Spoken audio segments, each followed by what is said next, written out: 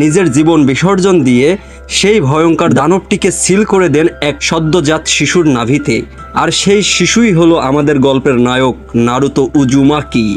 এরপর স্ক্রিনে দেখা যায় বর্তমান সময়ের 12 বছরের নারুতোকে, যে গ্রামের সবার দৃষ্টি আকর্ষণ করার জন্য হোকাগেদের পাথরের মূর্তির মুখে রং মাখিয়ে নষ্ট করছে। আসলে সে সবার মনোযোগ পেতে চায়, কারণ সবাই তাকে এড়িয়ে চলে, সবাই তাকে ভেতরের দানবটার জন্য ঘৃণা করে, কিন্তু নারুতো নিজে তা জানতো না। এরই মাঝে আমাদের পরিচয় হয় নারুতোর একাডেমির টিচার ইরুকা সেন্সের সাথে। ইরুকা নারুতোকে ধরে নিয়ে আসে এবং শাস্তি হিসেবে তাকে ক্লাসের সবার সামনে পরিষ্কার করতে বলে। এরপর সিনে আমরা দেখি নিনজা হওয়ার ফাইনাল পরীক্ষায় নারুতো ফেল করে, কারণ সে তার সবচেয়ে দুর্বল জুৎসু শ্যাডো ক্লোন জুৎসু ঠিকমতো করতে পারেনি। যেখানে অন্য সবাই পাশ করে খুশি মনে বাবা মার সাথে বাড়ি ফিরছে, সেখানে নারুতো একটা দোলনায় একা বসে কাঁদছে। এই সিনটা